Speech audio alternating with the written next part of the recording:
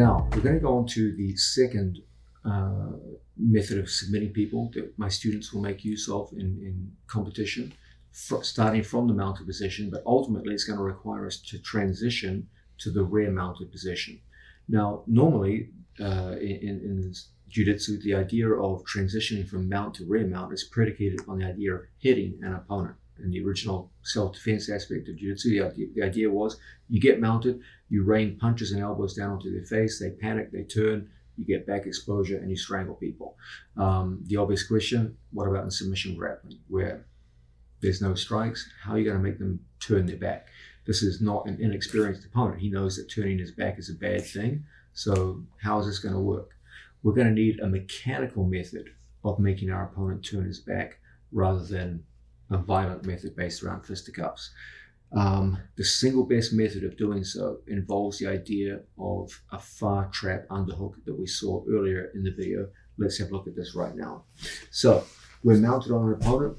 We know that step one of our mount system involves getting to an underhook. Once we have the underhook, step number two involves the transition up above the shoulder line. Step number three involves the idea of getting to a range of control positions. One of the most powerful we've already seen is the idea of the single arm chest wrap, which enables us to shrug our training partner's arm on by like so. Okay. Now, sometimes you feel the shrug just isn't there, and you try your best to shrug, and the guy's flexible or long in the arms, and you just can't do it. Okay. Under those circumstances, we will often make transitions to the following move, where I take my arm wrap out and I hold my training partner at the far trapezius and neck muscle just like so. So I have an underhook and this grip here, which anchors me to his head. Now, this enables me to roll across his tricep and put a lot of mechanical pressure on a training partner. And as a result, we get partial turning of the back. If your opponent tries to turn back into you, it's very, very difficult. It becomes even more difficult when we seize the wrist and pull everything forward and get our chest on the back of his tricep. Now when he tries to turn back, it's well nigh impossible. So what many of our opponents start doing at this point is they bridge over the right shoulder. The understanding is if they can do it, they can now bring their elbow back and recover. Okay, so that's what we're looking for. If they don't recover by bridging, don't worry, I'll soon show you how to deal with that too. So we've walked the arm up, we've gone into a single arm chest wrap, and the shrug just isn't working. So I come back, remove the chest wrap, and hold on the far trap muscle. Now from here, look how I bring a shrug across the body like so. Now I hold on to my training partner's wrist and I pull everything in so that now my chest is behind his tricep. When he tries to bring his arm back, it feels impossible. Well nigh impossible. Okay. All he can do at this point is to try and bridge and bring everything forward. When they do this, you're going to take your chest and put it behind them, just like so. Your hand is going to come in and take a claw grip here on their neck. You're going to go head to head. If my head is up and he puts his back on the floor, he can recover. So I want my head down. Now I'm going to put my foot up on his hip and I'm going to fill this space with my knee, right in like so. And as a result, I can pull my training partner over and get my hands underneath his armpit. From these situations, okay, I can fall down towards the mat, and now we lock up the figure of four, like so. You are now behind your opponent in a superb attacking position. So once again, perhaps from a different angle, Placido. Yes, sir. Just let me know. Facing head, feet.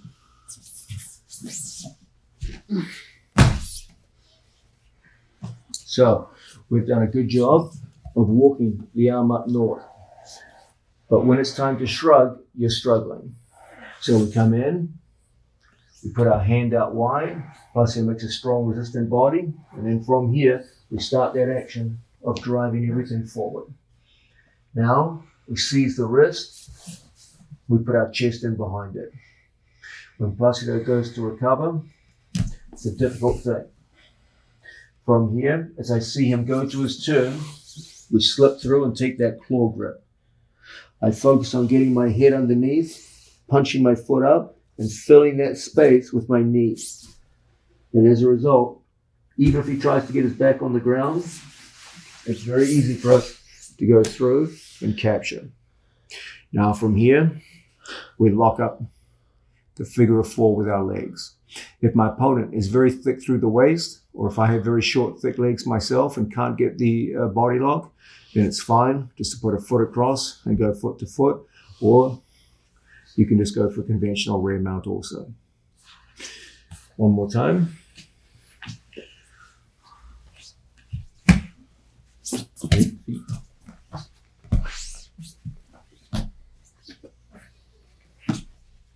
We walk the arm up, we get into the classic single arm wrap.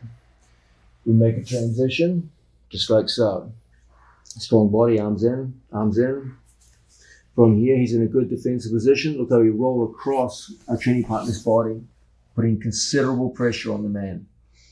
As a result, we can seize our training partner by the wrist, pull it in, and lock. As I put pressure on him, he tries to bridge and turn away. We find ourselves in a perfect position, go through behind him. I claw grip, pull, and lock. From here, we get the figure of 4, and we're behind the man, ready to start our attacks. Now, this is a very good way of doing things, because it works very well when our opponent overcommits his body to the escape. And as a result, he's given us back exposure. As we go with more disciplined opponents who are much more circumspect about giving up back exposure, we're going to go to our next phase. Here, feet. So, as before, we come up. As before, we roll across our training partner's body. As before, we seize the wrist and get our chest in behind it. But this time, we're going to lock up the figure of 4. So we have an arm wrap with a figure 4 grip, just like so. Now, I'm going to put my body up, just like so, and I'm going to pull him right onto my lap. So my knee penetrates behind the head. Now from here, I'm just going to turn my body across and throw him through. As a result, it's an easy thing for us to lock up a figure 4 body triangle on our opponent. Again, if he's very thick through the waist or your own legs are very short, don't be afraid to either take a post rear mount or even a conventional rear mount. So we're just adding the idea of a figure 4 arm wrap in order to add some solidity to the move. So we've done a good job of walking everything up. Now, look how much pressure I can put. Plus, you make a strong defensive posture. Arms in, both arms in. You'll be pleasantly surprised how much pressure you can put on people to turn them with this grip. Now, we seize and bring it in. I make the pass off and lock the figure of 4. Now, when it's time to make someone turn, you can just use the passive method, which looks like this.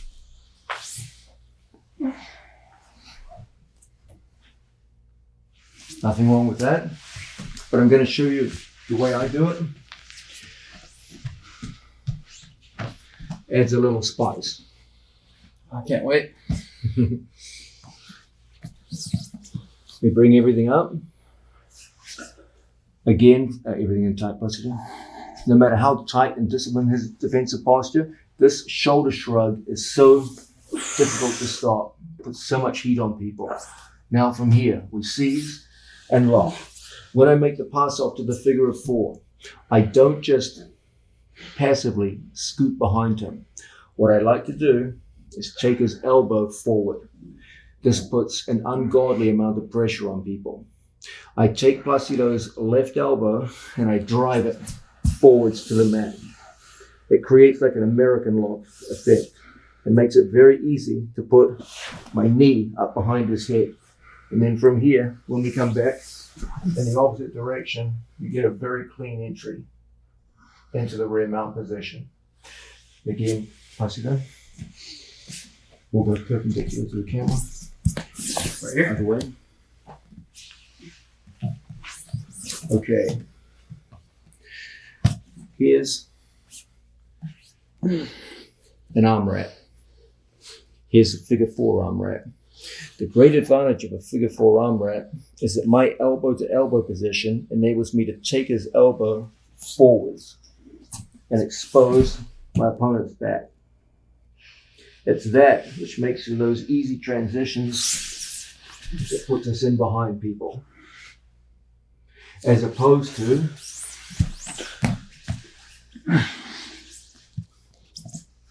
me just trying to scoot behind him. He explosively turns into me. I'm not really behind him. It's just my hands holding him in place. If the hands lose, he's out. So what I do is I drive his elbow forward, like I want to touch his elbow to the mat. And as a result, it's an easy thing now to scoot behind him and ensure the passage behind your opponent. Okay? That action of taking your opponent's defensive arm and driving it to the floor naturally creates back exposure, which you can take advantage of. And these are the cleanest ways to get your opponent to mechanically turn from facing you to turning away and exposing his back without having to use strikes. Now, one of the big themes of this video is that when we attack from the mounted position, lifting your opponent's head off the mat is not absolutely essential, but greatly facilitates the 4 attacks that we're focusing on in this video. Transitioning to sleeper holds from the back, no exception. Plus, you're down. We're working from the mounted position. We've seen this idea that when we get into our underhook situation, and we start walking our training partner's arm up, and we go forward into the single chest wrap, we've seen that when we start pressuring forward with the shoulder shrug and bringing the hand across in front of us, from here, there's going to be times where I cannot get the hand in front with a shoulder shrug, going back, Placido. And so in these situations, we've seen the idea of the far trap underhook. Just changing body positions here. Yes, sir. And we've seen with that far trap underhook, you can put tremendous pressure on opponents and start driving them across and exposing the back. Okay. Now, if he starts coming back towards me, we've seen other forms of attack like katagatame, judogatame that are appropriate. But if I can get Placido's wrist, get my chest behind his tricep, this is going to create ideal situations for us to start feeding the wrist through and locking up. Once we go into a classic arm wrap, we can go through and apply the figure 4 arm wrap, giving us even stronger controls. As Placido's other arm is presumably in tight defensive working like so, we're thinking now about transitioning to the back. One excellent method that we've looked at involves driving the elbow forwards to get back exposure. Okay. Another really good method is for us to lift the head. So from here, I'm going to slouch out to the side, put my leg up, just like so. And then from here, I'm going to physically lift my training partner's head. By lifting the head off the mat, I've created exposure of his back, which will enable us to put a knee in behind him. Now, what I don't want is Placido turning, sliding, and facing me. It's going to be awkward. So what we want to do is to lift the head onto our opposite hip. So I just take everything in this direction. I just pull him from my lap across to the other side. And as a result, we get a good clean lock around our training partner's body. So once again, we start off mounted situation. We've managed to get to here. As a result, I can start that shoulder shrugging drive, which enables us to seize the wrist and get our chest in behind our training partner's tricep. Now we feed the wrist across and get to a classic arm wrap. Now with Classic arm wrap is a good way of controlling people. It's a fine platform for attacks, but even more secure is the figure 4 version. From here, we've looked at the idea of driving the elbow forward to create back exposure. Certainly that's an excellent method, but a nice alternative is to start turning the corner and sitting out like so. Now, if I just sit down from here, there's not much back exposure for me to work with. And an explosive opponent could explosively turn into me, and potentially I could lose the position. So what I want to do is I want to lift like so that we get back exposure. And from here, I can put my knee as a wedge behind him, so that even as he goes to turn into me, it's an easy thing to pull him across our body. And from here, we lock up the figure of 4. If you're a little shorter and thicker through the legs, we'll just place our foot on top in a post-rear mount position, like so. So, seen from another angle.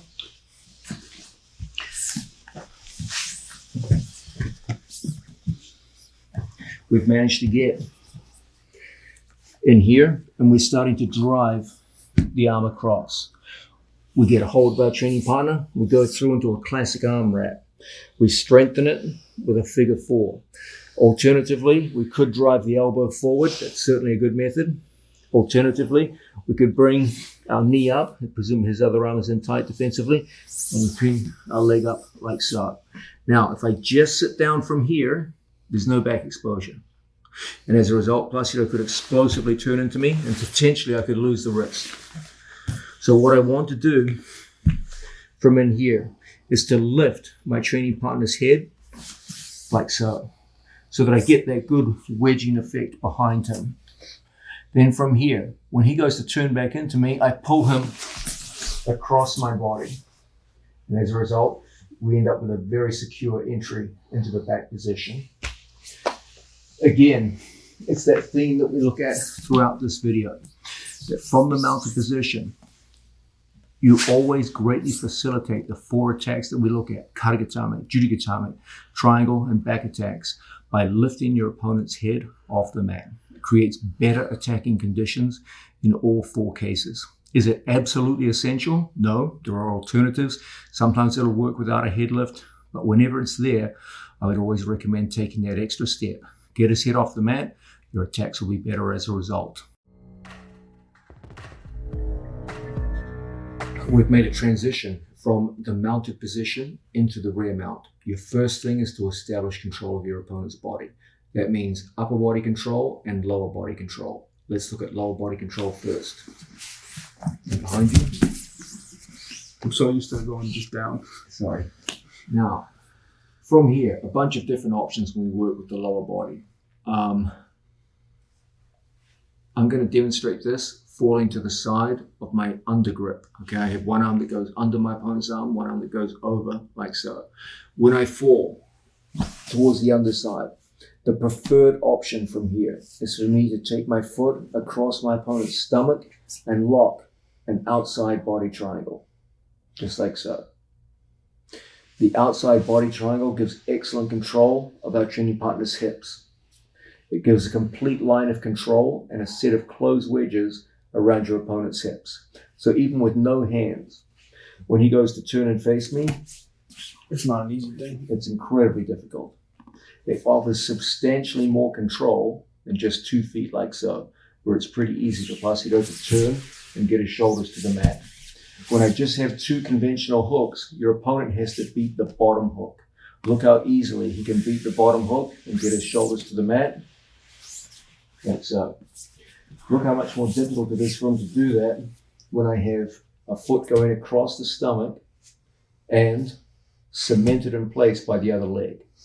Now when he tries to turn his hips similarly, It's wedged right here. it's wedged in place by my knee. It's also supported by the shoelaces on the other side. So when he goes to turn in, it's blocked on both sides and extremely difficult to get away from. So this is our number 1 option. Very often, however, your opponent will start the action of straightening this leg out, and then you'll have to work with your foot on the inside position. Okay, so this is your number 2 option. It's still a body triangle, not quite as robust because you no longer have shoelace control on the outside. but you do have a good back heel on the inside, and you still have control of the hip here. So when he goes to turn in, it's still pretty damn strong. Okay, so my back heel goes against Placido's right leg. Put your foot further forward. So it goes in there as a back heel. So it's pretty robust control. Not quite as good as this, but still pretty damn good. Most importantly, it's still a closed wedge. Now, as he goes to turn in towards me, you will often get opportunities to put shoelace control on the inside leg. So this is your third option, and also pretty damn good. Okay, so we're either out here, best, second best, third best. The worst one is where Placido puts me in this position, and this is worthless. This is not good at all, and it should be abandoned immediately. If this should start to happen, you're better off just going even back to the most basic form of hooking is better than that. Okay, so the most desirable is here. Second most desirable is here. Third most desirable is in here. And the one you isn't desirable at all is here. Okay. Now, a natural question for you guys to be asking, well, what if I got short, thick legs? And this is physically impossible for me. What do I do now? Well, understand that the standard method is very easy to attain, but also very easy to escape because it presents a very low obstacle for my opponent to get over. So, if we can't lock our feet, I always recommend just bring your foot across the stomach and plant your foot on top of it. So that at least the obstacle goes from this height to this height. It's not perfectly closed, but at least it has some closure. So when he goes to go and scoot over my leg, It's harder. it's more difficult. You're always going to hear people screaming, don't cross your feet. Okay, there's some logic to this. There are some footlocks here. They're not particularly effective, but in emergencies, I actually believe it is okay to cross your feet here. Okay, because the footlocks here are not particularly effective. In situations like this, if you have short legs, I personally, this is my own opinion, some people will disagree with this, I don't think it's wrong to periodically lock your feet. If you see someone fishing hard for the footlock, you can always uncross and go back to control. Just be aware, okay? Don't be naive and just leave your feet there and not know how to get out of these kinds of simple footlocks. If someone does catch you in this footlock, just turn to your right. If someone does catch you in this simple footlock and locks the figure of four over your legs, understand that they have to arch their body back into you, arch, in order to submit me. So when I see them cover my feet like this, just press and stiff arm and frame into the back of their head, the back of the shoulders, etc. So when he goes to arch back into you, Nope. there's nothing there. Relieve pressure as he goes to arch by pointing your toes and slipping one heel over the top, and you're back in business. Okay, so it's not the end of the world if you get caught in these simple forms of footlock. They're an annoyance rather than a severe threat. So once again, lower body controls. If your opponent is slim through the waist and you have reasonably normal legs, you should always be able to lock a good body triangle. A word to the wise guys. Sorry, that sounds terrible. A piece of advice here, fellas. Some people, on the first day they attempt body triangles, can't do them. Just a little bit of practice will change you in a fairly short period of time from being unable to do it to being at least decent at it. Okay? So don't get dissuaded if the first day you try a body triangle, it doesn't work.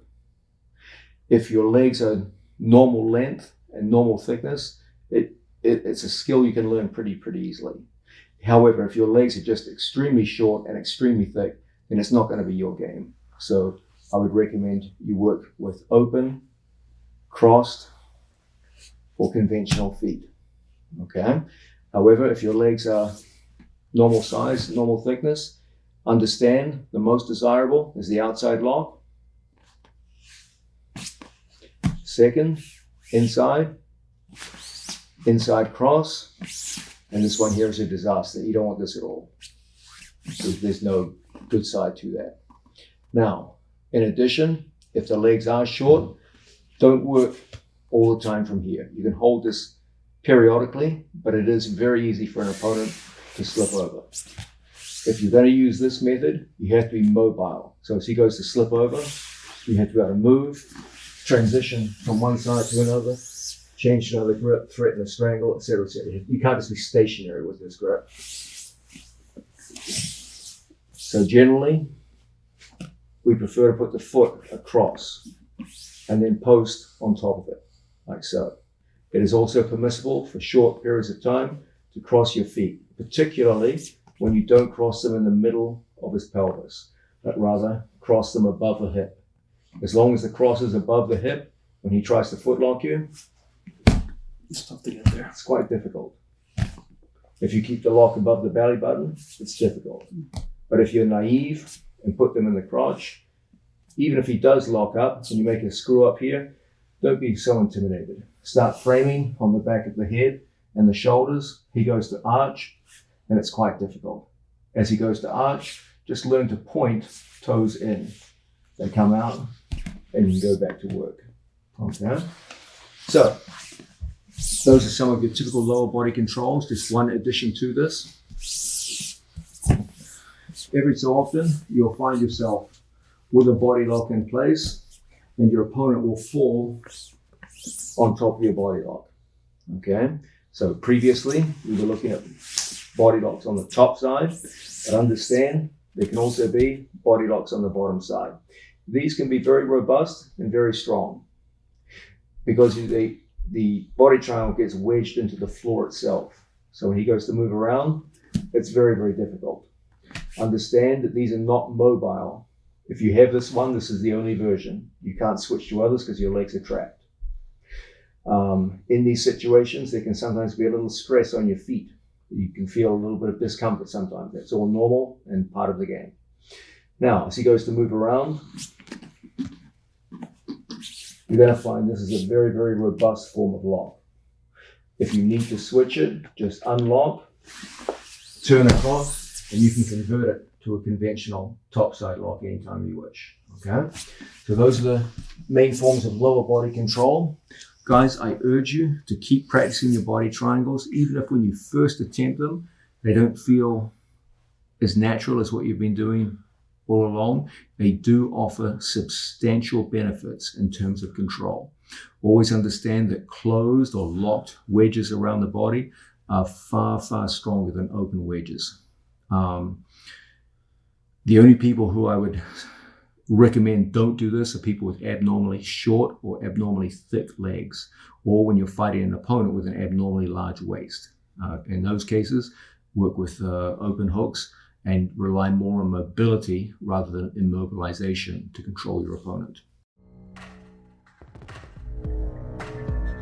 Now, we just looked at lower body controls. Let's look at upper body controls. Upper body controls are designed to lock my chest to my training partner's back. The single most well-known one in the sport of jiu-jitsu is the seat belt, where one arm goes under an opponent's arm, the second one goes over the top, and it locks my head to his head and my chest to his back. It's a very effective form of connection. It has the benefit of being a closed wedge.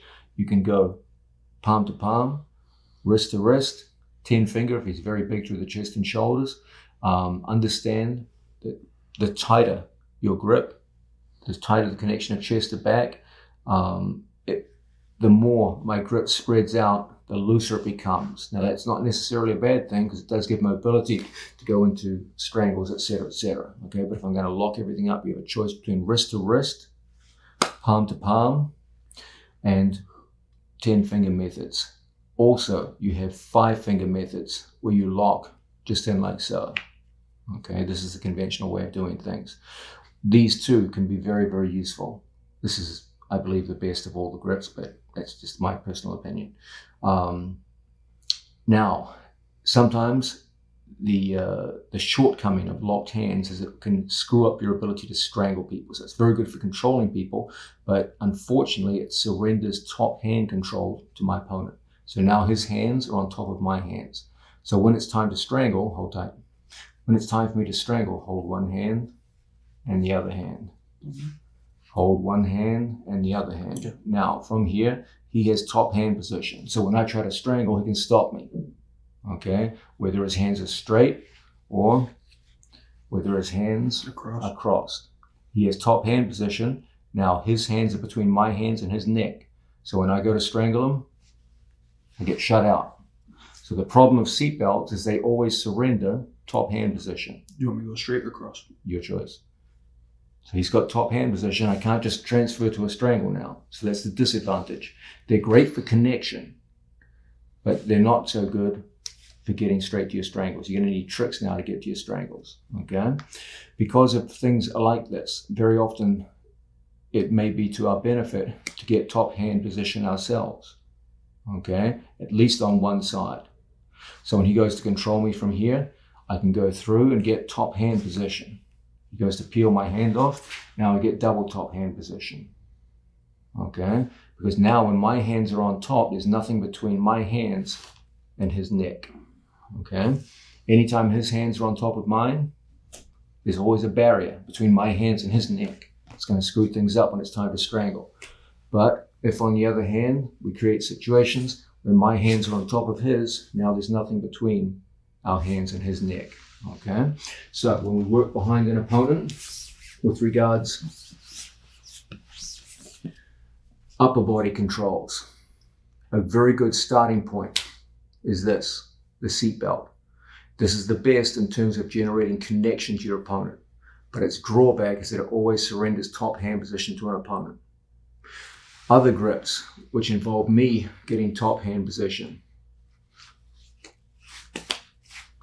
have the great advantage that now there's nothing between his neck and your hands, okay? So, because the grip offers a little less control, if you were to wildly turn left and right inside me, this could cause problems, okay? That's why this kind of gripping is best paired with body locking. Now, the body locking takes care of the connection, and my hand grips take care of the top hand position battle. Okay, so this is the preferred way of operating. Okay. Now, a natural question for you guys to be asking is, okay, that's all cool, but I'm 5'6" and I weigh 190 pounds and my legs are 30 inches around. I'm never going to lock a body triangle on anybody. What do I do? I know where you're coming from because I have short, thick legs myself, so I feel what you're saying here. Here's a piece of advice for you.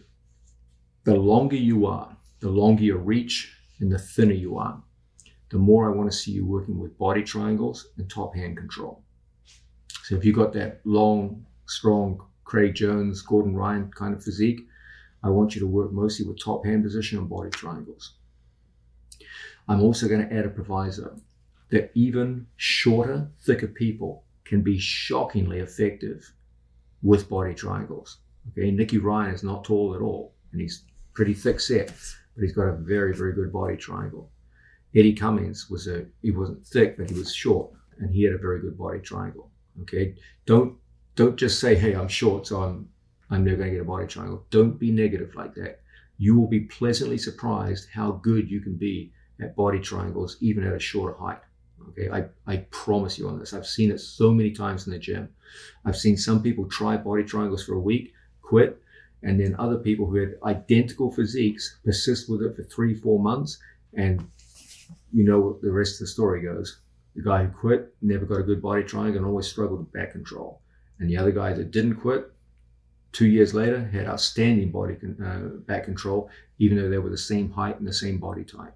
Okay, so just because you're shorter, don't just sell yourself out. A little bit of training doesn't take long. Body triangles are a pretty easy skill to learn, and your body adapts pretty quickly to it. You'll be pleasantly surprised.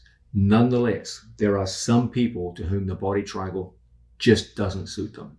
Okay, that's no lie. You know, if you're short and very thick through the legs, and you've got an opponent who's big through the waist, you're not going to body triangle people.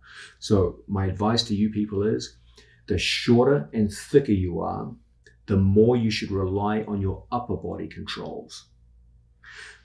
The longer and leaner you are, the more you should rely on your lower body controls. What does this mean?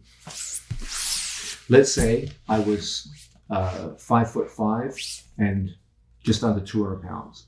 I would coach a student like that to work almost entirely the upper body controls and simple basic hooks. Okay? And rely primarily on this. If I see someone shifting over my legs, ignore it and just focus on the upper body controls. And use those upper body controls to maintain the kind of back control that you seek to be successful. Okay? Now, if you're long and tall, then my advice to such a student would be play with any form of back control you want. Okay? And then from here, focus almost entirely on getting to this position here first. And then from here, going in to cover your opponent's hands. Okay? That's the best advice I can give you with regards to body type and back controls. It's so important, and I'll say it to you again. If you're long and lean, focus mostly on body triangles and top hand position. That's the game that you should be aiming to play. If you're of average height and size, a little bit of training, you'll be highly effective, much more than most people believe, with body triangles and top hand position. But if you have a body which is very compact and thick set, and some of your training partners are a little thick through the waist, focus primarily on upper body controls, in particular the seat belt. And be prepared to sacrifice lower body control, but unwilling to sacrifice that upper body chest to back connection through the seat belt. Focus more on the seat belt and just use the legs long enough to get into your strangle positions. That's the best advice I can give you. My students are well known for their ability to latch onto their opponent's back and attack in myriad ways to go in and secure submission holds. This subject matter has been well covered in previous videos that I've made, so I won't spend huge amounts of time on that. But what we should do is just look at what is, without any question, the number one submission sequence that my students use from the back. It's the one we use in the vast majority of cases, and the one which you will probably be using in the vast majority of cases too. So let's have a look at this now. We're behind a training partner. We have attained a basic hook position. We have one arm under and one arm over on a training partner like so. Our first thing from here, whenever possible, is to get lower body control courtesy of the back triangle. So we're going to start an action of falling over to the side, and we're going to plant a foot on our training partner's hip. He will want to bring his legs up defensively. So I want to make sure I dominate the top of the foot, the top of the hip, just like so. If my feet are between his legs, he can bring the knee up defensively, and I will not be able to transfer into a body triangle. So it's very important that we get our foot on top first. So when he goes to bring the defensive knee up, it's blocked. That will enable me to put my shoelace across my training partner's hip. So when he tries to bring the defensive leg up, it means nothing. It's blocked out. The only way he can defend this is bring his knee out to the side, and then as a result, come through. Okay? So when we first come in on our training partner, we block. We bring our foot in like so. Immediately, we kick our legs over the top and close the wedges around our training partner. As a result, you are now firmly connected to your opponent's hip line. This gives us an ability to take some liberty now with our hands. You can unlock them. Presumably, he will be on top of your hands at this point. Do you want me straight or cross? Your choice. From here, if he's not on top of my hands, there's nothing between his neck and my wrist. Presumably, his chin will be down defensively, and he will be trying to cover our hands. So the first thing we're going to do in these situations is we're going to divide our hands into a strangle hand and a control hand. A control hand is designed to stay underneath my opponent's arm and make it more difficult for him to turn and face us. And in addition, to strip away one of my opponent's defensive hands and create situations where one of his hands is defending against one of mine. And ultimately, our goal is to incorporate our legs to create situations where both of his arms are controlled, and now it's just my hand versus my training partner's jaw, a one versus none situation. So we start off with our body triangle in place, and from here he's covered my two hands. First things first, I come through and strip my training partner's hand off and lock up, and I take away my opponent's primary defensive hand. Why is this the primary defensive hand? Because if he gets his thumb inside my wrist, I will never be able to strangle him. So our whole thing is to get our hand on top of his primary defensive hand. This creates a situation where if he does nothing, he gets strangled. So he has to cover my strangle hand. As he goes to cover my strangle hand, I switch to a cross grip, and I take top hand position on the cross hand. He will be interested in stripping this grip off. If he doesn't, there's no reason.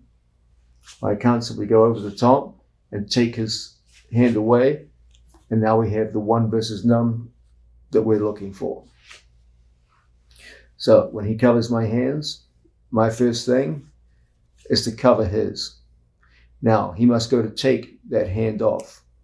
Okay, that's always the top hand position that he's looking for. So when I see an opponent going to take the hand in place, look out from here, we go through and we get top hand position. He goes to take it off and gives us double top hand position. Once you get this double cross position, two cross grips with both of your hands on top, you're in the driver's seat. You've got a body triangle for control, and both of his hands are controlled from the top. This makes it relatively easy for us to forsake the body triangle and go through and take a hold of his secondary defensive hand. Now, as he tries desperately to defend himself, we can either just cross our feet or put our shoelaces behind his back. Then we go through and capture our training partner's hand. Both of his hands are now tied up. He's like a man in a straitjacket. When he tries to defend himself, the best he can do is try and keep his chin down. The last task is for us to penetrate underneath the chin. So we take our thumb from behind the ear as he gets the chin down defensively. We put the thumb in behind the ear, strong, and we start to penetrate underneath. My fingers straighten, presenting the minimum cross section for an easy penetration underneath our training partner's jawline. Down. From here, we start the action of walking across. When we get to a point where my thumb and wrist penetrate underneath the chin, we give a small flick to ensure we get all the way through and under. Now, I have to hide my hand from him, so I walk my fingers all the way down behind his scapula, like so. And from this position, the first option is to go ear to ear and strangle with one hand. If we feel our opponent is taking his hand and pushing away, it is also permissible to come through on our training partner and place our hands over the top and punch in and go into a conventional figure four strangle, making sure that we use a rotational finish where even if my opponent gets a hold of my forearms, two hands, I can't reach. and then from here, I just take my elbow back over his shoulder and strangle. Okay? So once again, the sequence as a whole.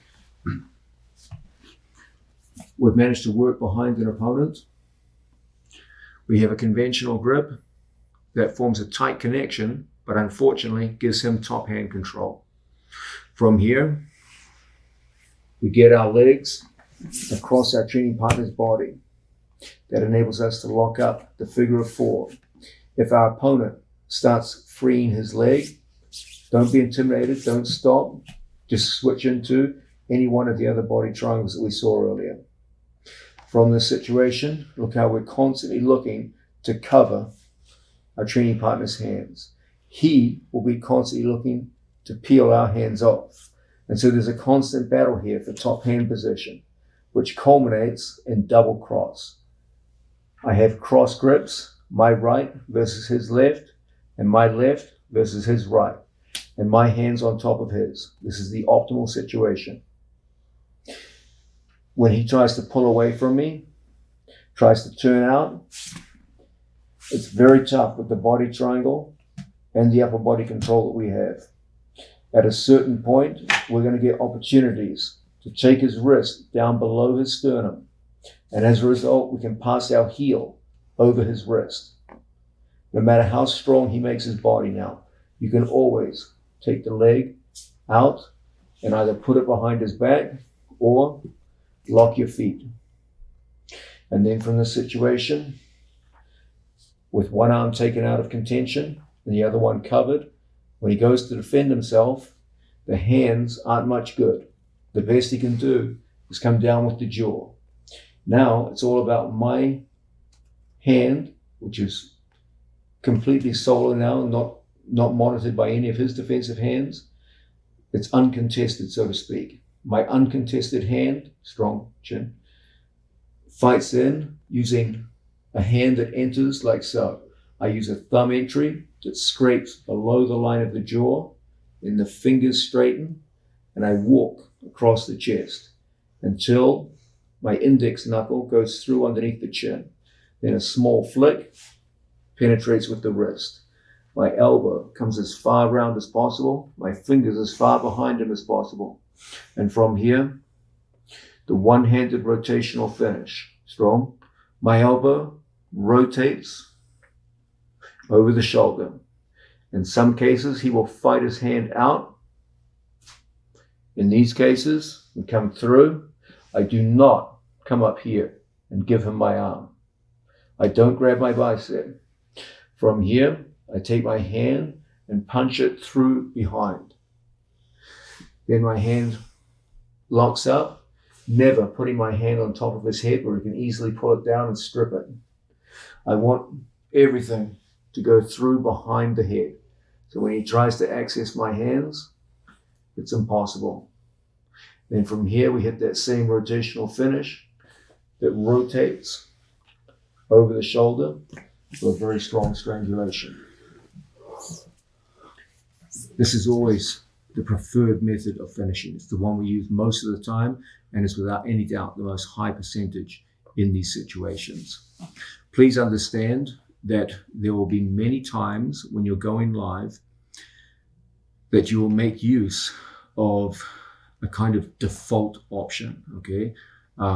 If this is the number one sequence, it creates so much fear in your opponents once you start using it that they will become very reticent about allowing you to trap an arm, okay? And they will be engaged in some pretty wild defensive behavior where they're trying to turn back and face you and slip underneath the wrist and control wrists, etc., etc. There are going to be times during that tightly contested battle where your opponent's chin will rise by that amount. What is that amount? It's the width of your wrist. Now, that is not a great distance, okay? Here, I have maximal neck exposure. That's a huge amount. You could fit 4 of your wrists inside that. If the chin raises just a little bit, just that far, my wrist should be in automatically by default. So, as we engage in these battles, and we're locked up with a training partner in place, and we're battling, he's trying to peel my hands off, and I'm trying to peel his hands, and we're trying to get top hand position. He's working, we're working, boom. And you go straight in. Why? Because he got distracted by the hand fight. He's concerned down here. I'm peeling, he's peeling. I'm trying to force the hand, and he's working his way out. Boom. And in it goes. Okay? If you ever see chin exposure greater than the width of your wrist, by default, you should go in. Never lose sight of this fact. Don't get so distracted by the hand fight that you just, there's a golden opportunity right in front of you. It's there. Take it. Never get distracted by that. So create the hand fight, but never lose focus on the chin. This becomes especially important when you fall to the side of a strangle hand. As we play in here, it becomes harder and harder to strip grips down. And as we go to work, it often goes in. And then from there, we get to our stranglehold. Okay? So what I want you guys doing is playing between the number one method, which is this position here. Double cross. Two hands on top with cross grips, which enables us to trap arms. But as you go to fight for this against tough opponents, there's going to be so much action. Hurly-burly, never get distracted from this. Okay? Play them against each other. As we go to work in this position, Placido. Yep. Okay.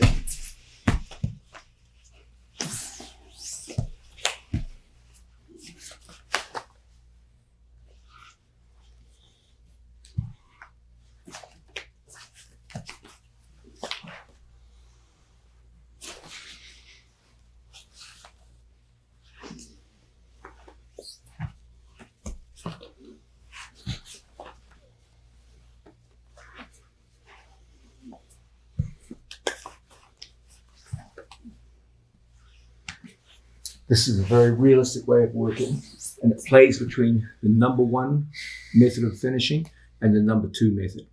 The number one is double cross, trapping your opponent's arm and working your way through the defensive jaw and into your stranglehold. And the number two is the default option, that as an opponent gets increasingly distracted and fearful of the hand fight situation, there will be momentary opportunities where the chin rises a distance equivalent or greater to the width of your wrist.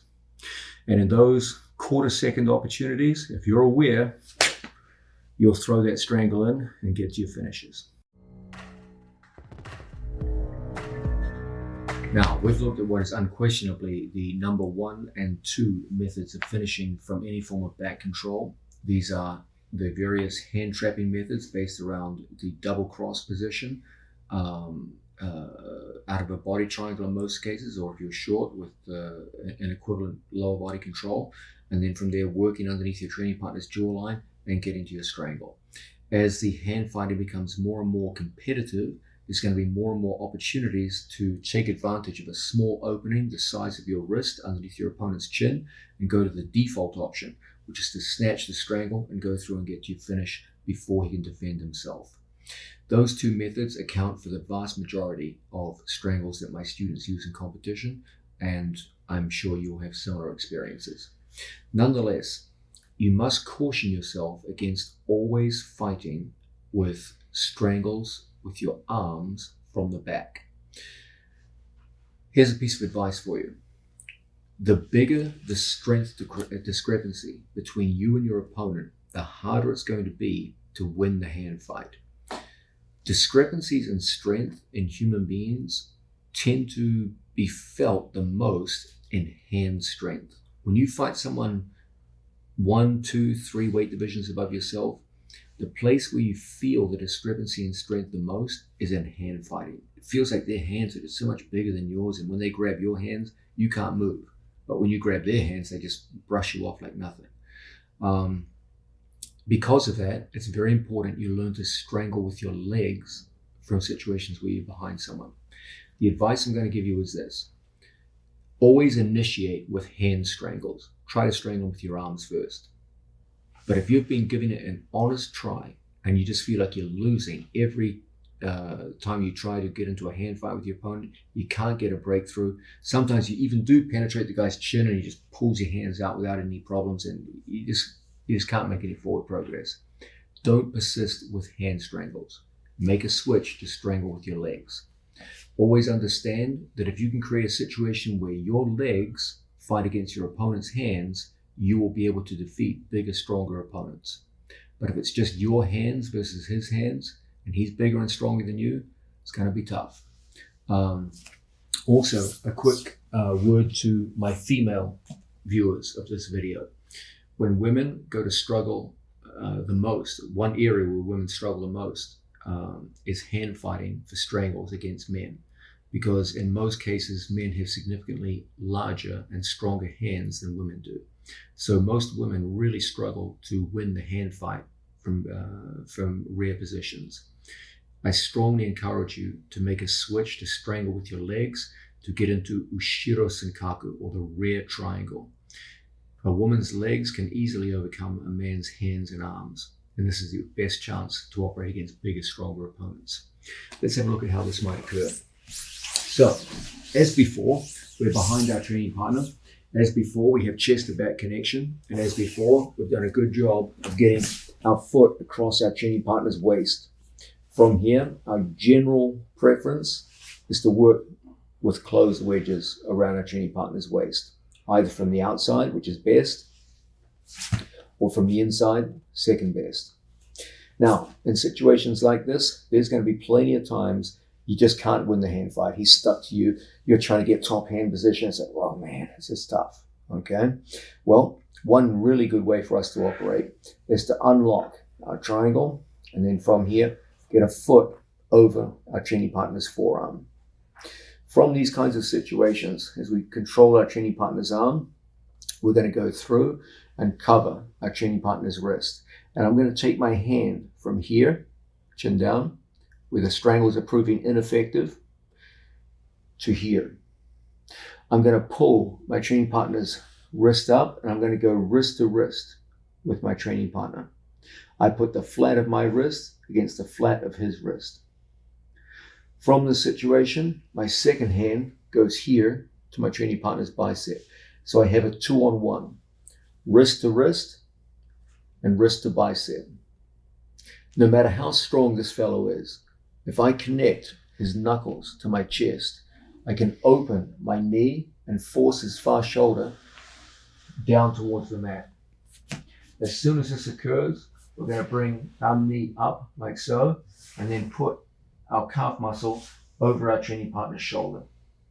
From this position, I take my legs and I lock an initial figure of 4, just closing things up. Now I reach down and I get a hold of my own leg and cinch everything up with a hand assist, pulling the foot up. As a result, I can place my shoelaces around at my training partner's oblique muscle, anchoring my body into him. I come back and connect his knuckles onto my chest. As he goes to pull away from me, it's awfully difficult. Now as he tries to use his hands to defend the legs, it's worthless. And as I squeeze, I get a very tight strangulation. The strangling power of your legs is deeply impressive. It is far stronger than your hands. Your opponent can put his jaw down and stop your hands, but putting the jaw down will not stop your legs. Okay, it just goes right through it like it doesn't even exist. So, from another angle, we're behind the training partner. From here, we lock up. We're able to get feet in good attacking position, like so. From here, we lock up. As he goes in to defend himself, we're fighting for the hands, etc., etc. Look, if I bring my hand out, I bring it from one side across to the other. I go in, I get wrist to wrist contact. He goes to keep his arm in, and look how I focus on bringing his knuckles to my chest. Okay? That's always what we're looking for. At the same time, look how I unlock my triangle from here. Strong. I unlock my triangle until I can cover my training partner's forearm and get his arm taken out of position so that my leg is over his bicep. It's from these situations that we can connect his knuckles to our chest. My knee, opening up, brings his shoulder down to the mat. My whole thing here is to get an initial triangle. So my leg comes up high. And as a result, I can get an initial triangle. The initial triangle won't be enough. You're going to have to work now with what we call a hand assist, where I reach down and cinch everything in. Don't grab over at your toes. Grab under at the foot. Now I cinch everything up and I relock the figure of 4, focusing on getting my shoelaces to his oblique muscles. Now I connect everything into the chest, his knuckles to my chest. If I allow his elbow to come in front of my knee, he can defend himself much better. So it's very important that I always focus on taking that elbow overhead and connecting everything into the chest. Now his only defensive hand is here. As he goes to defend himself, I just focus on a good squeeze of the legs and it's done. Even when his chin is tucked all the way down, such is the power of the triangle, chin down, it means nothing. The legs just go right through it like they don't even exist. From one more angle.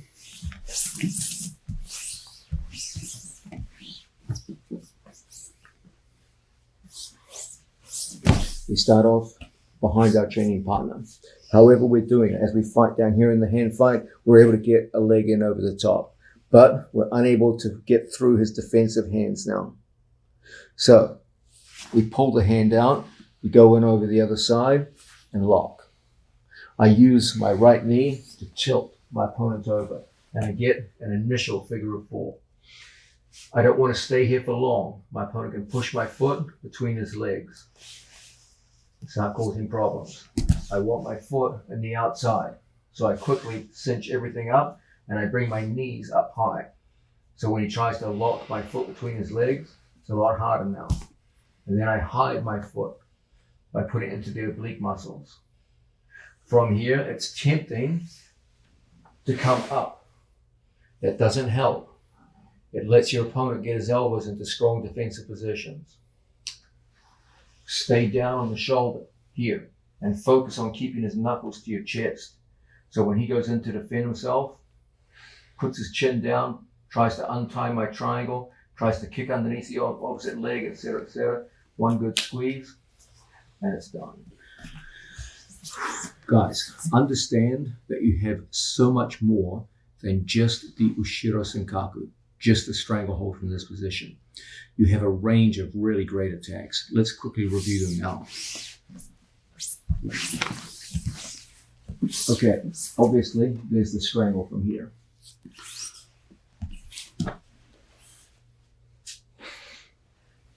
But understand that from this position, you have at least 5 major attacks. The obvious one is the strangle.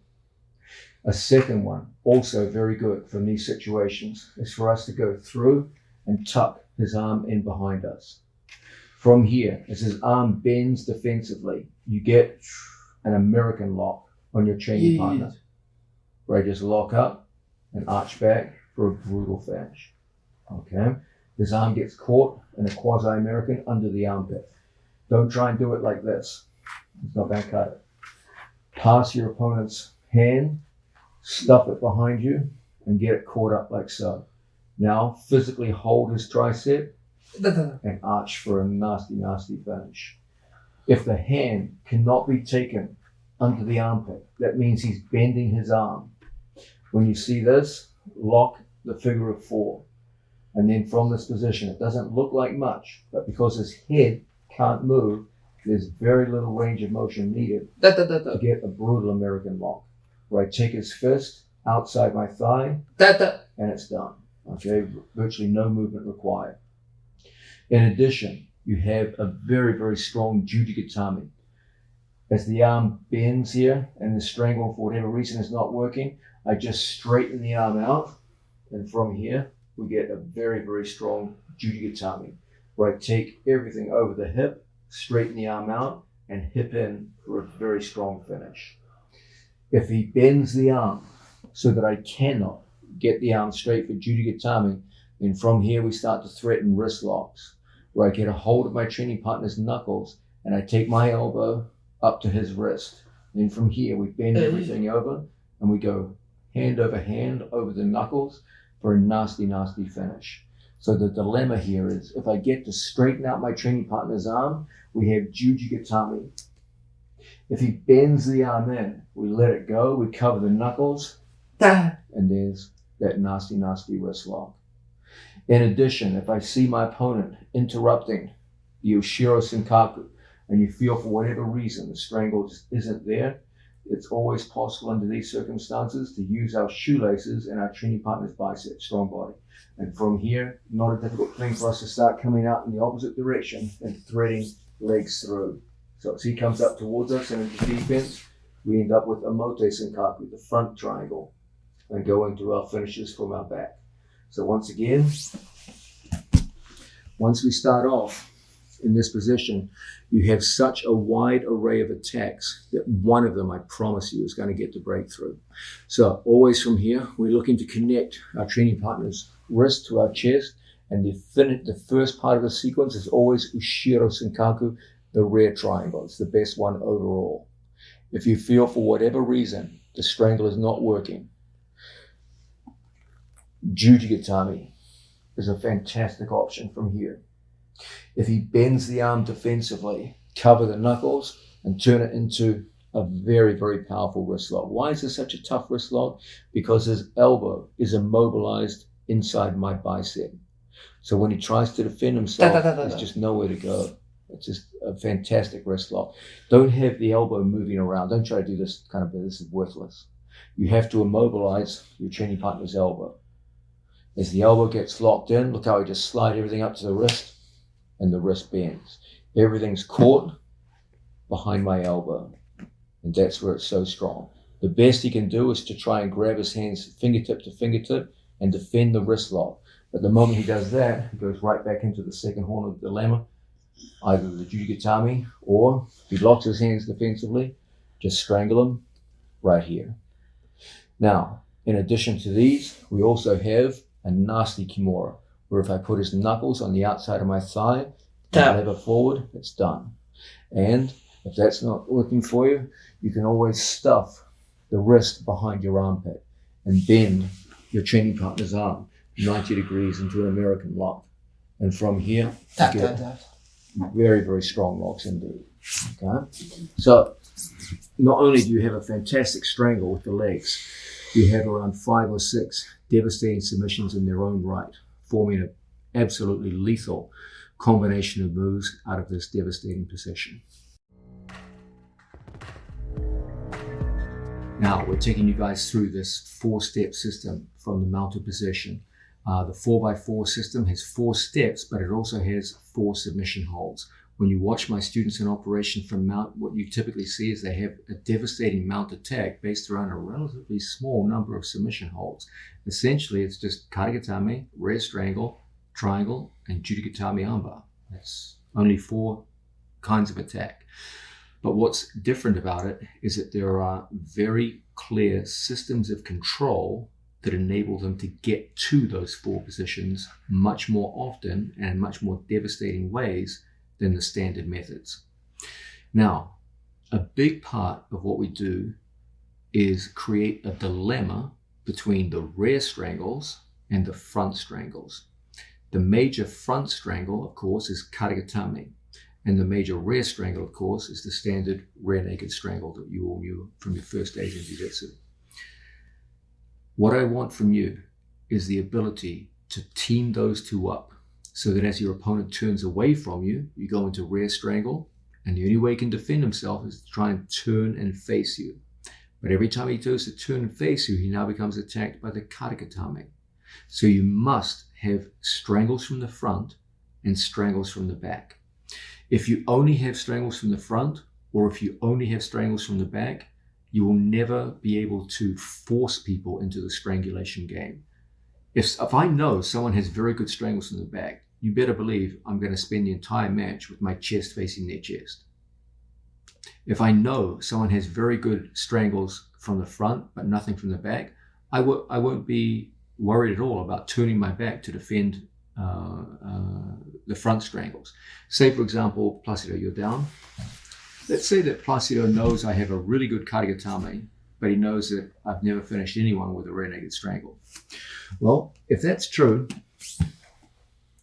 then if I have Karagatame on Placido, he will not be at all worried about just rotating away from me, because he knows that will kill the Karagatame. But because I have no skill in back strangles, he's not afraid to take that risk. He knows that this guy's not good at back strangles, so he just gets up to all 4s. And he reasons to himself, well, it's completely safe because this guy's terrible at back control. So I got away from his best move, Karagatame, and then he just peeks his head out underneath my armpit, and I'm in trouble. Okay? Now, ordinarily, we don't like to turn our backs on people. That's always a risky gambit. But if he knows I'm not good at rear strangles, he might be perfectly willing to do that. Similarly, This side? with rear strangles. Rear strangle. Well, it's been a long day, Placido. From here, very often, if my opponent knows that I'm very dangerous with rear strangles, but I'm not at all dangerous with front strangles, well, then he might be very willing to just turn into me. Situation that just get his back to the floor, knowing very well that I'm weak with Karagatame. Now, he's no longer vulnerable to my dangerous rear strangle, and he knows damn well that I'm not good at front strangles.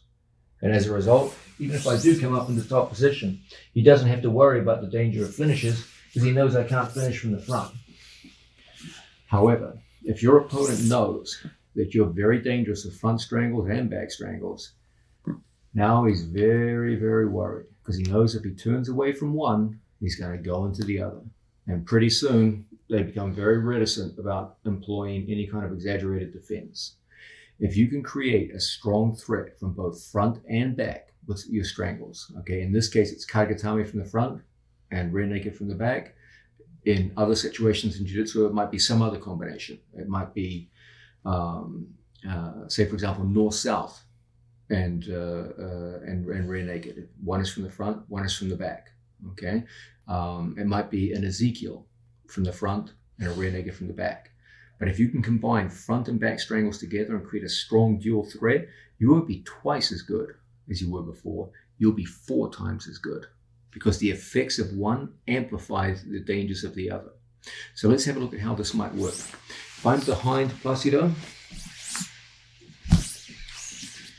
and I see Placido starting to come out of this position, if I can come up and over the top of my training partner, you're going to have that arm well trapped. And there's going to be many opportunities for us to go through and capture the shoulder and lock up all the various entries into Karagatame that we've been looking at earlier in this video. Now, let's have a look at how all this would play out working with our 4-step mounted position system. Okay, we have crossface and underhook, and we start working our training partner's arm all the way up. But for whatever reason, we're unable to shrug his arm forward. So we do what we always do. We expose our training partner's trapezius, and as a result, I can start putting on that strong, strong pressure that gets a partial turn out of Placido. Now from here, I seize the wrist and I put it in front of my chest. Now I start looking at Placido's reaction. If I start putting pressure on him and he starts turning out to relieve the pressure, well, we're right now into back exposure, okay? And it won't take a lot now to start going into all the various forms of attack that we've been looking at throughout this video.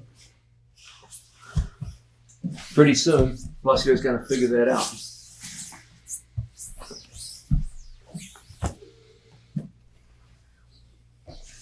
So that when we start walking everything up north,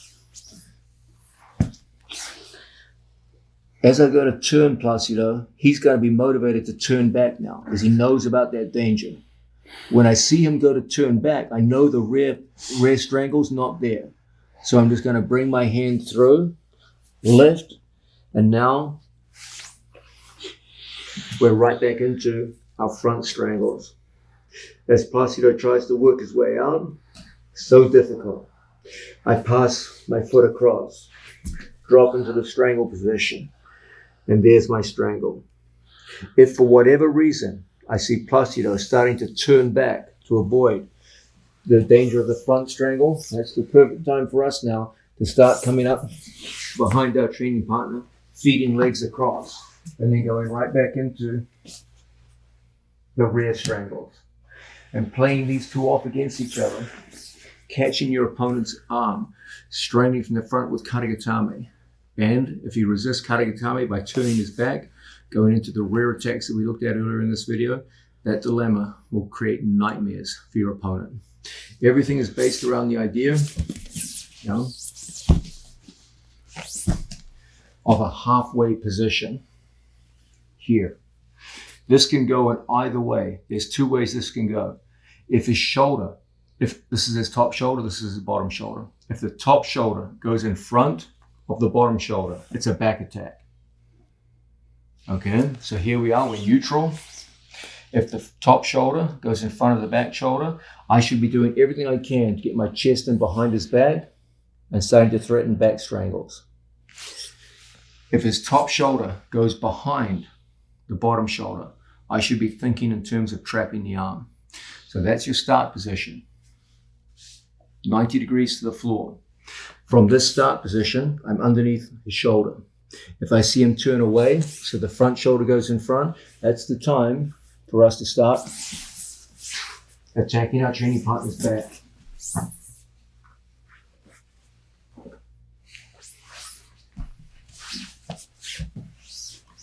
If I see the top shoulder coming back, that's the time for me to go elbow deep around my training partner's neck, lock up, and start coming down into our front strangles, in this case, Katagatame. So everything begins setting up with this. We're underneath our training partner's neck. As he goes down to the floor, if I see him turn away, we punch through. And now we're thinking in terms of back attacks. If I see him turn towards me, I punch the elbow through. And now we're thinking in terms of Katagatame strangles. Okay? So that's how we use the dilemma of front strangles and back strangles. Use those two together as a unit, and you'll finish a lot of opponents with strangulation starting from the mounted position.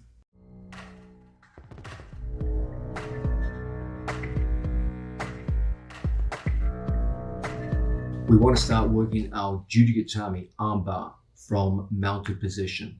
Let's understand a few things first. Your first days in Jiu-Jitsu, you probably got taught something like this. From mounted position, if someone pushed on your chest, you put your arms in and you spun around and went into an armbar. Okay. Ask yourself honestly how many times you actually hit that move on competitive opponents. It's probably pretty close to zero. No one is going to push on your chest like this. There's some applicability in self-defense situations where you're punching people, but that's about it. In a grappling match, you can expect your opponent to be disciplined with their elbow position by their side. It's going to be very difficult to get the Judogatame to work. Anytime their elbows are below the line of their shoulders, I don't believe Judogatame is a very realistic option against someone your own size and your own skill level. Pulling someone's elbow across the chest, as it's taught in Jiu-Jitsu 101, is damn near impossible on someone with, as I said, your own size and skill level. A much more realistic way to work is to generate tricep exposure. Here's a word of advice for you. If you can't see your opponent's triceps, don't bother going for Judogatame. What I want is to be able to expose his triceps. What's so special about this? When the triceps are exposed, I get an ability to slide up and form advantageous angles on opponents so that we can turn the corner and get our knees underneath our opponent's head as a wedge and touch my heel to my knee so that my opponent's head is wedged in place. When he tries to extract his arms, it's almost like a closed set of wedges. It's very close to being closed. This creates situations where it's very, very difficult for an opponent to defend himself. This is a realistic way to get angles on people. If I can't see his triceps, poor Placido, my God. If I can't see his triceps, when I try to turn the corner, look how his elbows easily get inside. And as a result, the opportunity is lost. If you can't see the triceps, it's so easy for him to turn inside you and get his elbows inside. All that changes when his triceps go over the head. Now, you can start realistically turning angles on people, and there's very little that he can do to stop you. So your whole goal is to create maximal tricep exposure before you turn the corner to the mounted position. And the single best way to do that is with a double chest wrap. Single chest wrap is good. Double chest wrap is significantly better for the purpose of Judogatame arm bars. For other submissions, Katagatame, triangle, single chest wrap is better. But if you want to be an armbar specialist from now on, your best hope is always with the double chest wrap. Now, we've already seen how to get a double chest wrap. Let's quickly remind you of the main details and then start putting them together with the armbar itself. Okay, everything begins with the idea of getting inside my opponent's arms. If he has the inside position, I'll never get to a significant crossface. So I have to take inside position and go around. From here, we need an underhook. That might be because he went to overwrap my arm. It might be because I used chest pressure to expose his wrist and walk his elbows up high, forcing him into an underhook. Underhook, like so, okay? Or it might be because I went cross wrist and forced the hand down. Off that position, I got underneath my training partner's arm and worked it forward, using any of the methods that we looked at earlier in the video, okay? However we did it, we got to an underhook, we got to a crossface. Once we get underhook and crossface, our whole thing is to start that action of walking my training partner's arm with the ratchet method, where we create a dilemma where if he goes under my elbow, I put my elbow on the floor. If he tries to go over, I bring my elbow off the floor. And every time my elbow comes off the floor, my head moves towards his head. So that no matter how strong his arm, I can always walk it just a little bit more every time. But every time he tries to bring his arm back, the friction with the floor, with my hand, makes it impossible. So you go forward like a ratchet, and like a ratchet, you never go backwards. Until we get to a situation where I can grab his head. Once you get the head, now there's no going back. When he tries to bring everything back, it's locked in place. Now I just have to lift, and we're in a single chest wrap like so. Now, from single chest wrap, we're always looking to do the shoulder shrug. The shoulder shrug involves me looking across the center line. Strong body, put your thumb in my back. And no matter how strong my opponent's thumb in the back, I should be able to shrug it forwards. Okay? Now, there's always going to be that day you've got a stronger, longer opponent than you. And when you go to hit the shrug, you just can't do it. Okay? It's under those circumstances that we go to the next phase, which is the far trap underhook, where I just take my hand out and I completely change my body orientation. And I use a shrug from the far trap to bring the elbow out of position. It's a much stronger method. Now from here, my opponent will often present a second defensive arm. And I will take my hand underneath and get the second underhook and use the same ratchet method, only now it's much easier on this side because his first arm is completely out of position. So when he tries to stop me, it's very, very difficult and much easier for me to get the second one walking upwards until we get to situations where we can lock up both of our training partner's arms. As he tries to hold his arms in defensively, we just use that same shrug method to get his arms all the way out of position. This is a truly devastating situation because he can barely breathe underneath you.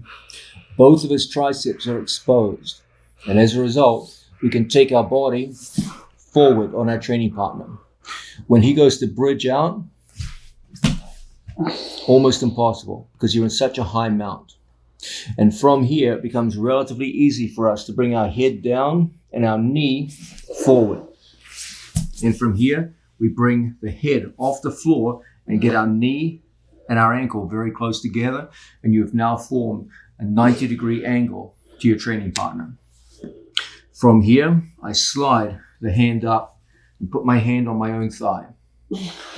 I retain my balance over my opponent, and I start looking to take a hold of my training partner's second hand. We bring it across and we put it into our pocket. So once again, this is the arm that I'm going to break, and this is the arm that's defending it. So I take the defensive arm, the secondary arm, and I bring it through and I put it in my pocket so that when he tries to take it out, I can't move it. Now I come up to the wrist here. So I'm wrist to wrist. Don't try to work from here. Strong. I bring my hand wrist to wrist. From the wrist to wrist position, I touch my I touch my ear towards my training partner's knees, and as a result, we end up in the perfect finishing position, ready to work. Let's have a look at all those ghastly details again. I know you're very enthusiastic about this, Placido. Sorry, I started coughing. No problem. Can't say I blame you.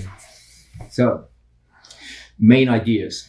When we're working from the mounted position, the general rule of thumb that I'm going to give you, if you can't see your training partner's triceps, don't bother with Jujigatami. It's just not realistic against someone your own size and your own skill level. You might be able to get it on a complete beginner, a complete neophyte, but that's not the interesting topic.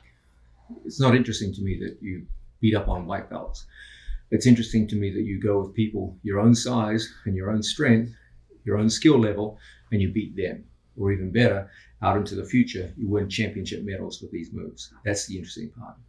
So our goal is to get our training partner's arms from here, where there is no tricep exposure, to here, where there is 50% exposure, and then ultimately here, where there is 100% exposure. And it's from this position that you can reliably armbar even the best people in the world. So we've seen that everything in this, the 4x4 system, starts with an underhook and a crossface. Typically, we start in a standard mounted position. Then we start walking our way patiently, going up, using the ratchet method, until Placido's elbow comes over my shoulder. When it gets to my shoulder, I can access his head and hold myself in place and go into a single chest wrap. From single chest wrap, ideally, we would like to use the shrug to bring the hand forward. But there's times that's not possible, in which case we transfer to the far trap underhook. That gives me an open hand and a better ability now to use angle. Very strong resistant body Placido. That gives me a better angle to shrug and bring the hand down. Now, poor old Placido is in a dreadful bind at this point. As a result, it's pretty easy to go through on the opposite side and use his discombobulated arm to come up and get to a second use of the ratchet that brings both arms up over his head and creates situations where we can get double chest wrap on our training partner. Then we convert again from standard mount to high mount. We bring our head down to the floor. He goes to pull his arms free. Very, very difficult. Both of his triceps are maximally exposed. From here, my hands come to his head. My knee starts to come up around the corner. I move my body to the side. As I move onto one side, I can extend the opposite leg. If I stay with my head in the center, I can't extend my leg. So my head goes over one side and I extend. As I extend, I pull everything up and I get my knee as a wedge under his head. My foot comes in very close to my own knee and my hand goes through to grab my own thigh. That creates a defensive position. I get a hold of my training partner's secondary hand and I put it into my pocket and lean forward. So when he tries to take it out, no hands, try to take this one out, Placido. Even with no hands, it's very, very difficult.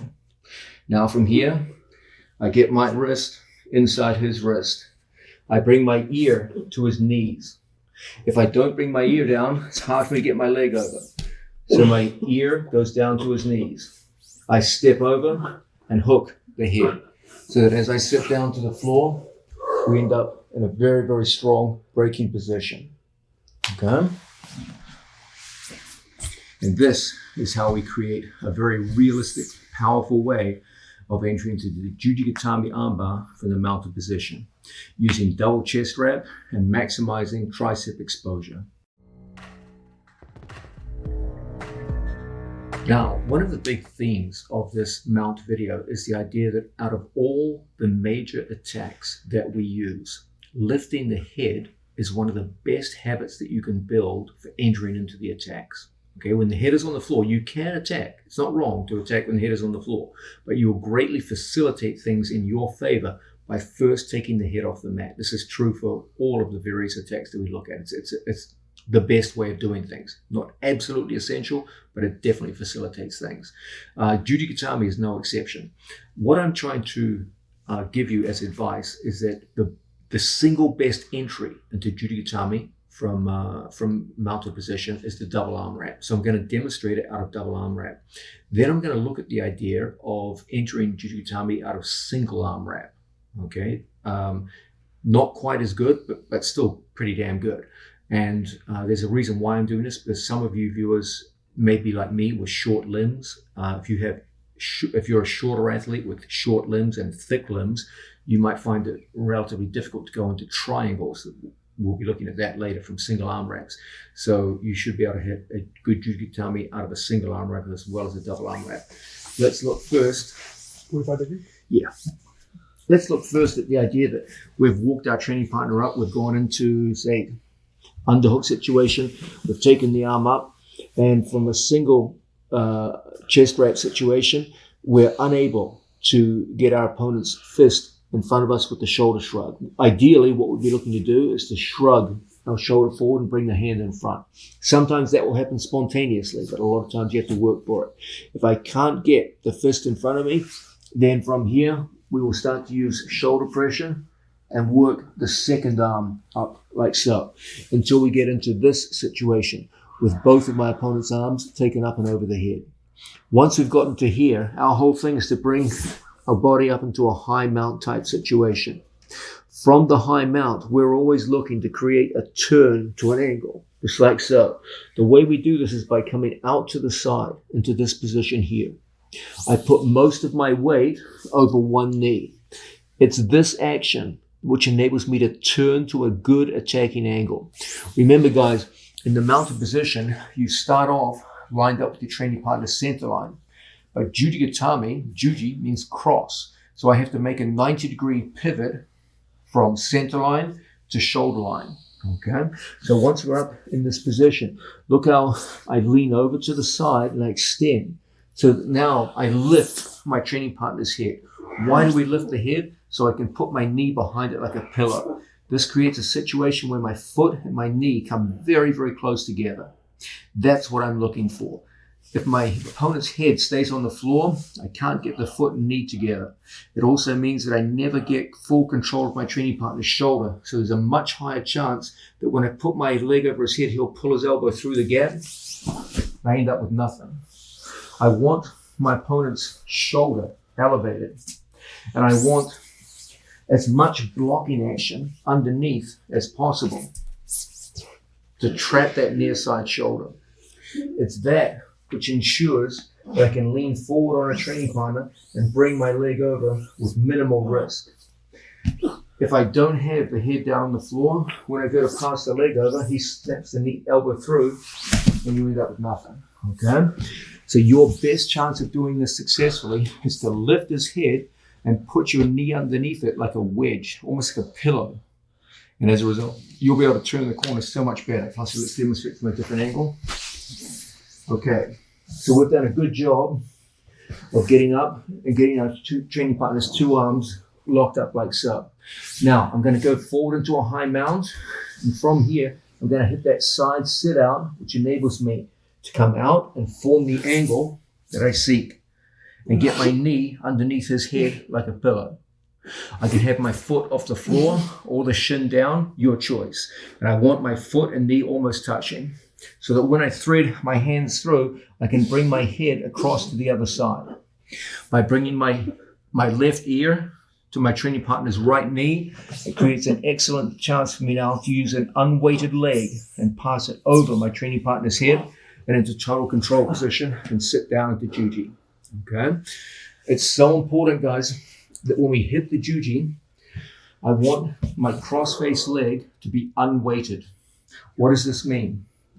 It means from a situation like so, when I come out to the side, if my right leg carries weight, you will always feel that the juji step is poorly balanced. You end up with this kind of thing. You flop down to the mat with no control. Okay? So instead, I bring my ear towards his knees. So when I make that turn around the corner, as my ear comes down here, my leg becomes unweighted. And as a result, I can bring the leg over while I'm still on top. Only when I have control do I commit my buttocks to the mat. We never want to commit our buttocks to the mat without first cross-face control. Okay? I never put my buttocks down and then bring my leg over. It's a disaster. And the safest way for us to do this, once you're in this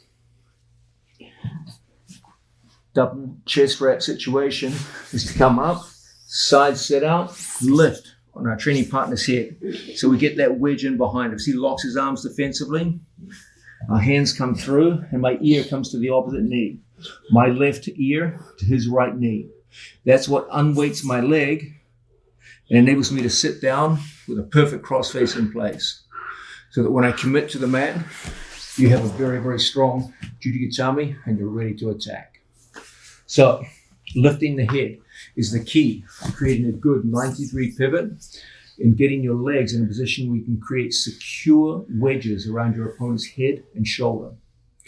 Then putting your ear down on his knee unweights the cross-faced leg and ensures that by the time your butt hits the mat, you've got total control of the Jujigatami.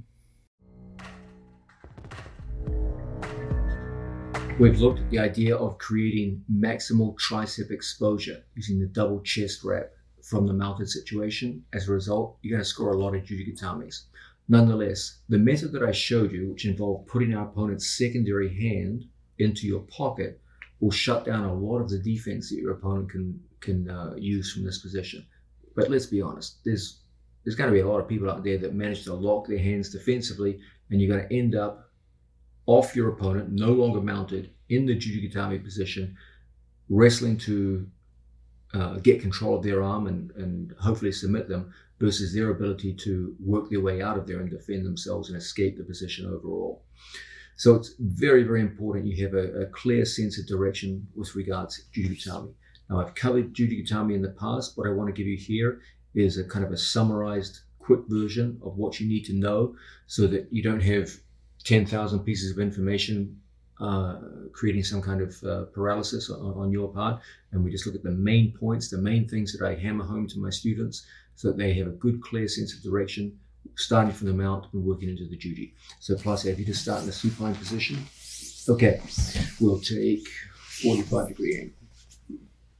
Okay, so this is the classic Jujigatami position as you would sit down into it. You start in the mounted position, you got the double chest wrap, you dismounted to go into the armbar, and here you are. Your opponent has locked his arms defensively.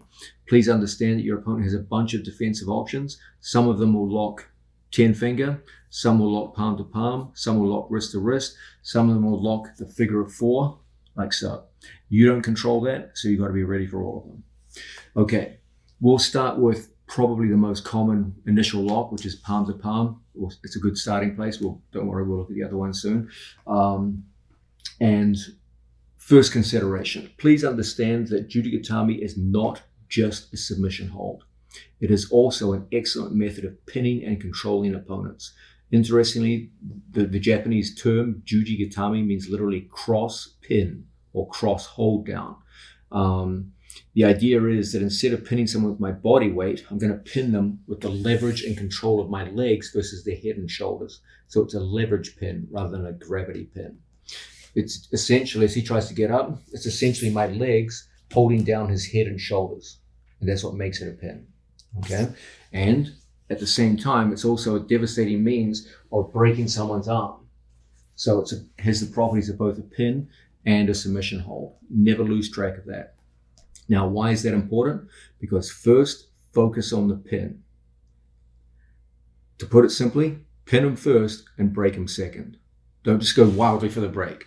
Okay, get control of this guy. Take some time, let him feel some heat, and then when the time is right, break him. Don't rush it. Don't go straight to the break.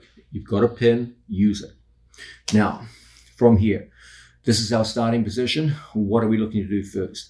If I remain completely square to my opponent and he aggressively turns into me, it tends to put me on my back. If I stay perfectly square to my opponent and he lets his hand go and performs a turning escape, nope. It's pretty easy for him to turn out. So what should I be looking to do?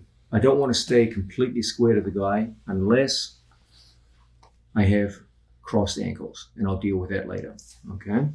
So when he's locked in tight here, the first thing I like to do is to turn my body so that my legs are no longer symmetrical.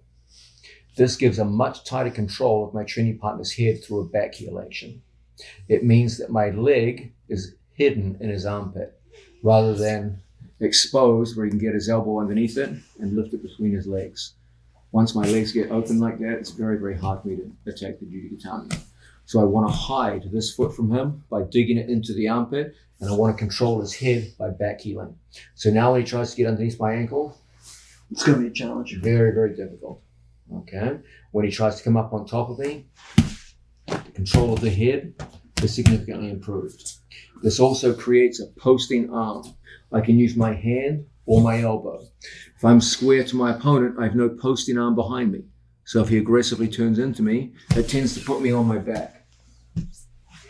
As opposed to holding one-handed with a post behind me, he goes to turn aggressively into me, he'll get up to 45 degrees, and that's the most he'll ever get. It also gives me the option of reaching for an opponent's leg. So when an opponent goes to get up on top of me, he'll get up to 45 degrees and no more. He gets up to 45 degrees and now my legs can easily return him to the mat. And you can just play between this position, just pin him for long periods of time. Okay, so I'll be side on to the man. I present a side on body.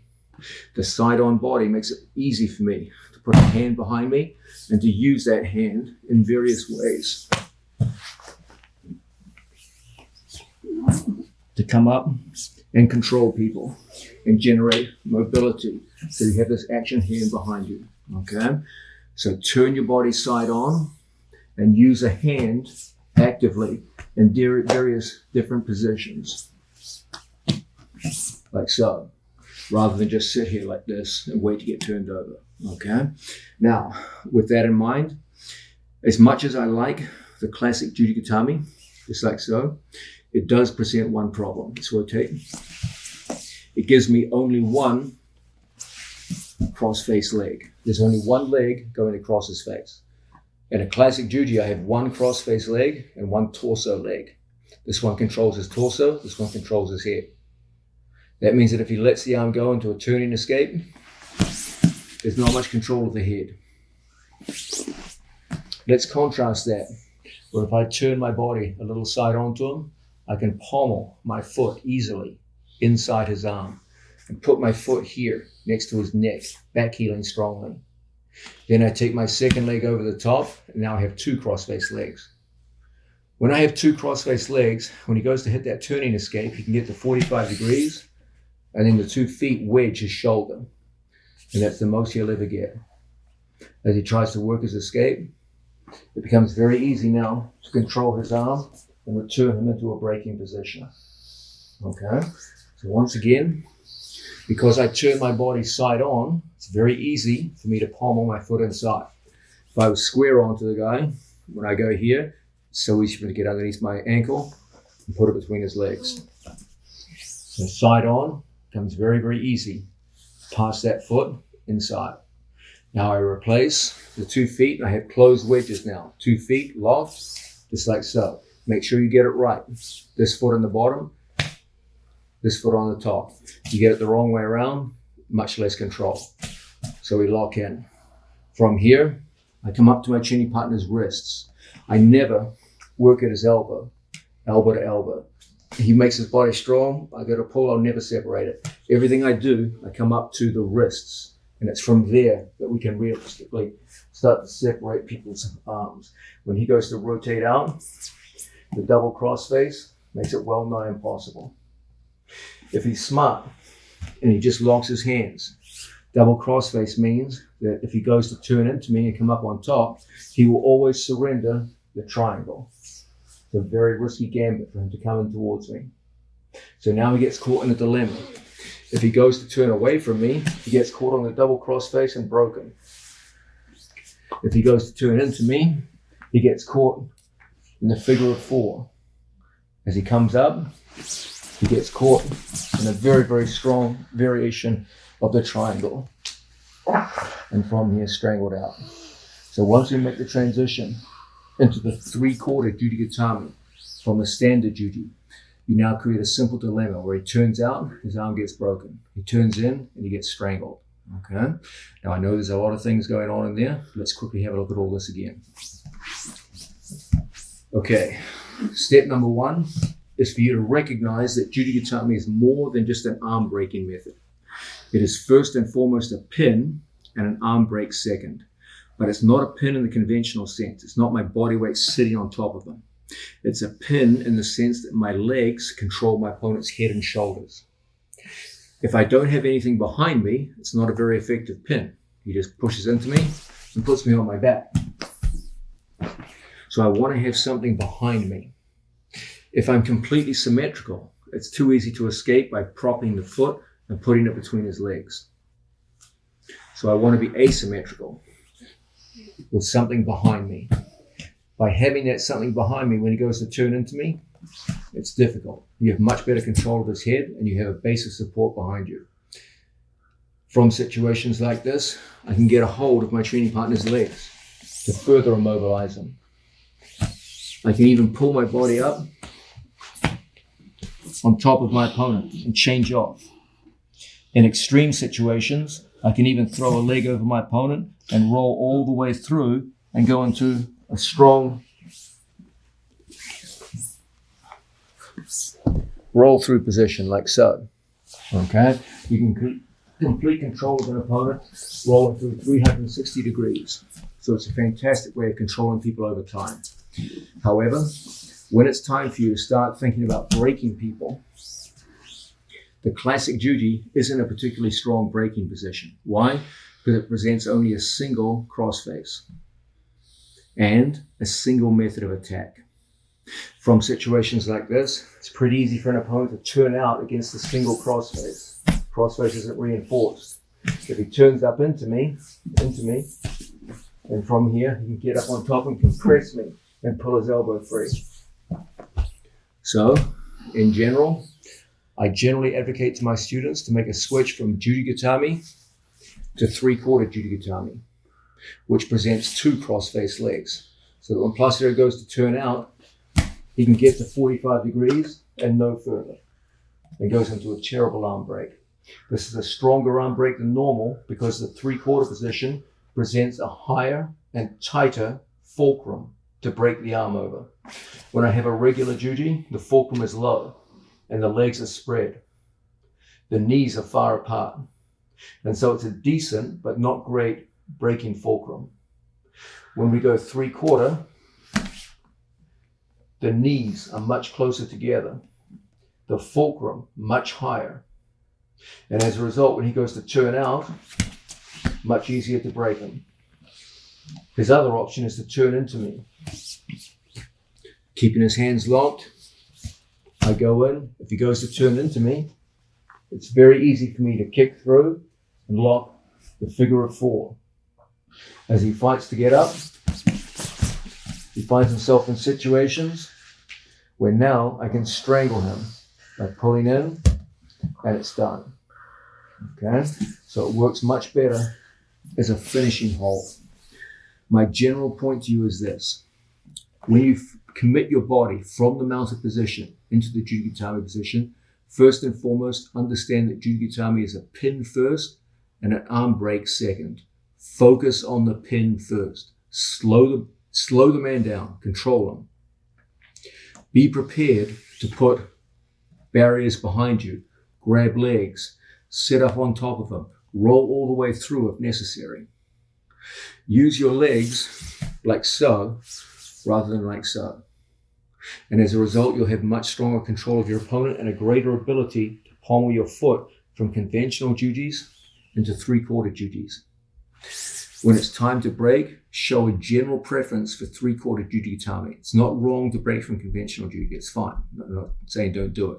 But as a general rule, I prefer to see my students pommel their legs into the three-quarter juji position because you get much stronger control of the head and you get a second option of strangulation with the triangle. Those are the first insights that I want you to work with juji-gatame. Our goal in this video, one of several goals, is to make you extremely good at attacking with juji-gatame from the mounted position. It's one of the favorite attacks of all of my senior students, and they all do it exceptionally well. I want you doing it similarly well. A big part of this is the idea of the right rule. Now, first question, what the fuck is the right rule? You lie down, Placido. Let's say I'm going after Placido's right arm. In order to maximize my effectiveness, I want to make sure that I take, in a breaking situation, my opponent's right elbow over my right hip and his right hand over my right shoulder. What we don't want is everything going down the center line, because when things go down the center line, my opponent can turn out. Worst of all is when people take the right elbow over the left hip. This is just a disaster. Okay? We always want everything going right over the right hip like so. Now there is one very important counterexample to this that we'll look at later on in the video. Okay? But right now we're just talking strictly juji-gatame. Okay? There is an important counterexample to this later. Don't worry, we'll discuss it fully. But in a standard juji-gatame situation, I want to take my opponent's right elbow over my right hip, and I want my right hip, the fulcrum of my right hip, as high as possible. Okay? I want his right hand going towards my right shoulder, like so.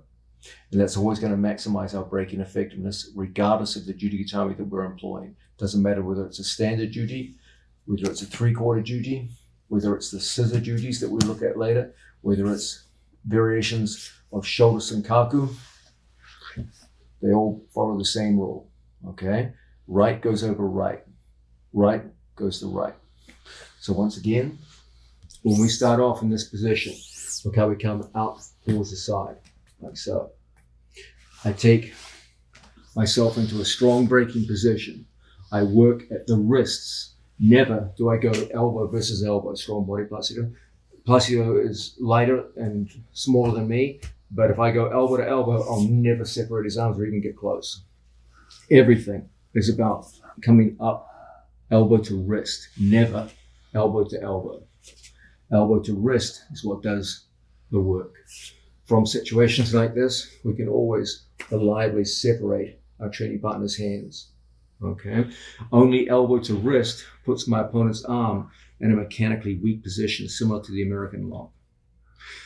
Here, he's mechanically strong, so I'll never separate it. When I come up here, I can put him in a mechanically poor position. And as a result, I can realistically expect to separate the hands. Now, from this position, I take his right hand towards my right shoulder, his right elbow to my right hip. As he goes to spin out of the lock, he'll break his own arm. If he goes to turn up into me, similarly, very difficult. The head is controlled. And as a result, we get fantastic breaking power. Okay? Obviously, if you're on the other side, you would substitute this to a left rule. Okay?